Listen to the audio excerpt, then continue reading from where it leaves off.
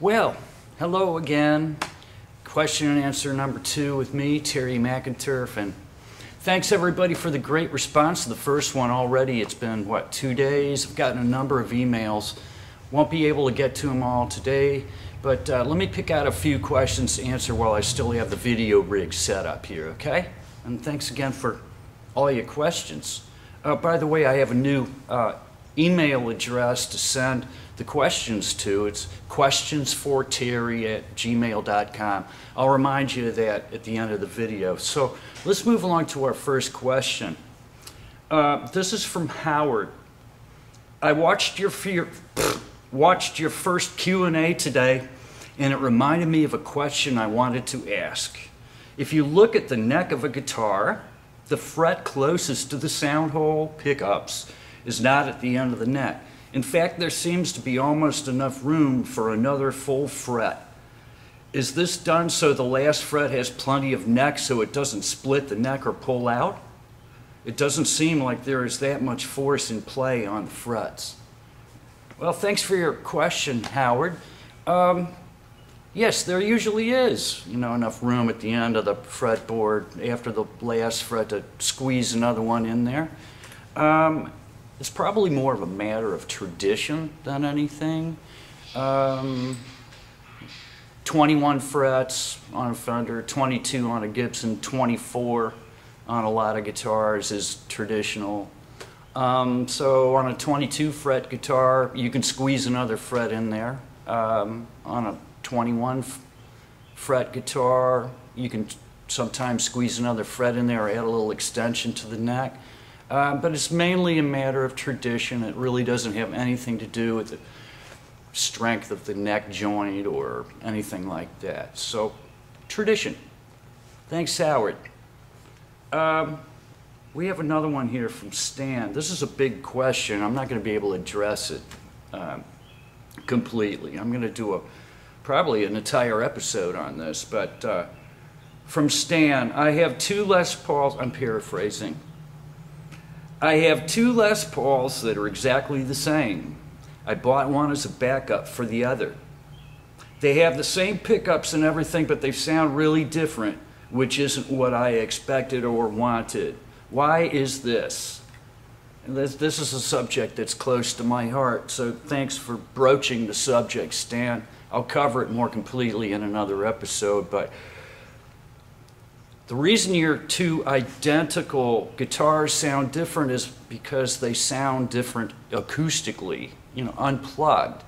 And you may be able to tell the difference between them real easily if you take them into a small reflective room like a bathroom, say, and just play them unplugged in there in the small room. The reflective room is going to help, amplify the soft volume of the solid body guitar and allow you to hear the differences. Listen really carefully for the differences in the acoustic sound, and I bet you bottom dollar that you'll hear the same sort of difference between them unplugged as you do plugged in.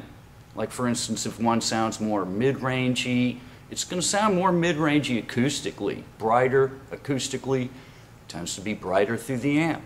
The acoustics of the electric guitar is a topic that I've spent lots of time thinking about.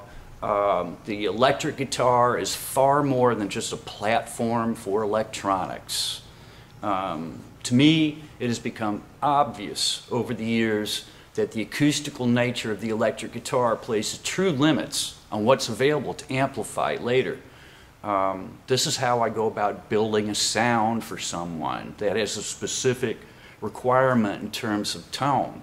I'm actually building an acoustic guitar to fit the amplified requirements. Then I fit the pickups, voicing the pickups and electronics around that acoustic signature to create a whole that's going to come through the amp in the way that the artist wants. Big topic.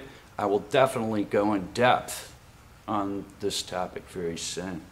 And I saved a joke one for last. It's just too funny to ignore. This is from Mary up in D.C. I've been in touch with her in the past. bless her soul, she owns one of my guitars and has for a number of years. Okay, from Mary. I watched the first Q&A and wanted to let you know how much I'm still loving my McInturff guitar after all these years. Yes! People ask about it at gigs, so I am spreading the word about your work. Thanks, Mary. I have a joke question for you. I'm sure that you have a girlfriend, but what do you look for in a girlfriend? If you lived closer to DC, I'd fix you up with my sister. She is great, LOL. Love, Mary.